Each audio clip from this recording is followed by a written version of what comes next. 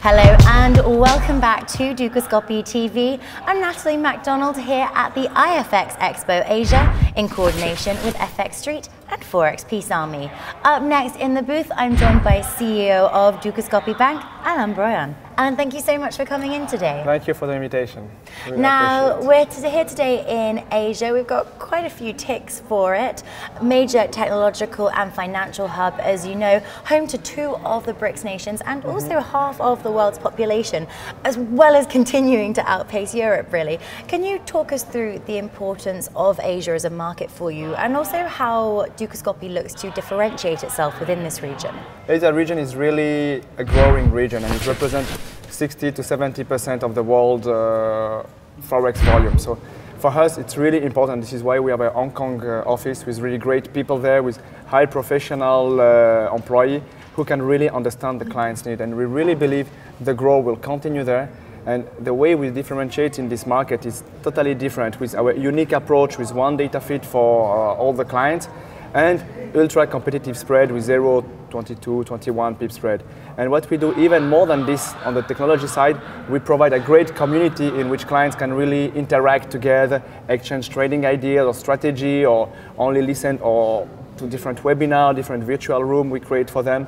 And even more than this, we also provide them information on Chinese language with Dukascopy TV in China. Now, Alan, in an industry where competing solutions and tight spreads can often equate to market share, who do you fear? Who do you consider as being your biggest competitors, as it were? At the moment, I will say competition is really positive for the industry, because it's really generate benefit for the clients, and all the broker really increase the technology, the capacity, and all the spread. So I don't see one specific competitor on the industry. We do not fear one in particular. What we see right now is slow movement, but coming movement from Japan, for Japanese broker coming in Europe. And here it's a movement with a lot of different brokers coming, and this can be more competition and stronger competition in the industry, but not one in particular. Now, to concentrate just on trading platforms for a moment, and in its quarterly report, Forex Magnate suggests that MT4 represents approximately 20% of the retail market. Now, brokers are always bringing in new, jazzy, exciting trading platforms into the playing field, but what are insiders using? What for you is the biggest growing platform at present? Okay, at the moment, really, I will say we concentrate on our own technology, the JForex. But we see really a growth in the JForex and additional features around it. Last year, we doubled the popularity of the JForex. During the last 6 months, we have more and more brokers coming on banks, coming just to get this technology and to provide it to the clients. So we really believe on the JForex and the features around it, like the visual JForex, in which you can program in 30, you can create strategy in 30 minutes, really with drag and drop function. So this is really for us the growth and the alternative growth of this MT4 platform, which is really taking place at the moment. What about then challenges in terms of attracting new clients? Have you noted a change in the trader profile? And if so, then how are you going about both attaining and retaining those types of clients?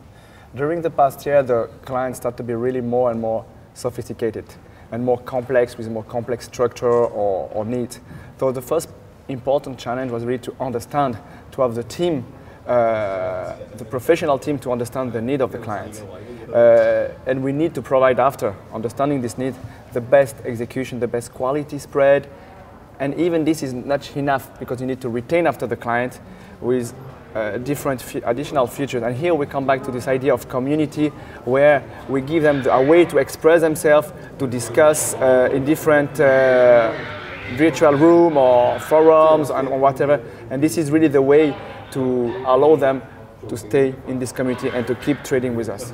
And lastly, Alan, naturally we always hope for the best, but sometimes challenges can crop up. How does Dukascopy Bank look to rectify errors and client complaints? Do you deal with the customer directly, or do you take a more neutral stance? Yeah. It's true that no system can be perfect. There can be some errors. So we investigate the situation, and if we do a mistake, we compensate the clients. But our system, we have a really good structure in place in which we put the client in the middle to really understand, and we have interaction with the client and with our group of support.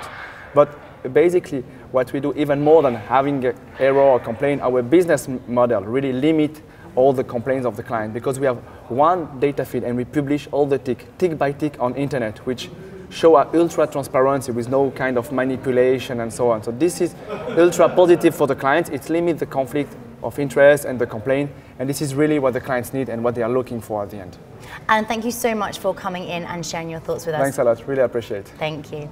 Alain Broyon there, CEO of Dukascopy Bank. Don't go away, we've still got plenty more exclusive interviews coming up for you here at the iFXEXPO Asia in coordination with FX Street and Forex Peace Army. Goodbye for now.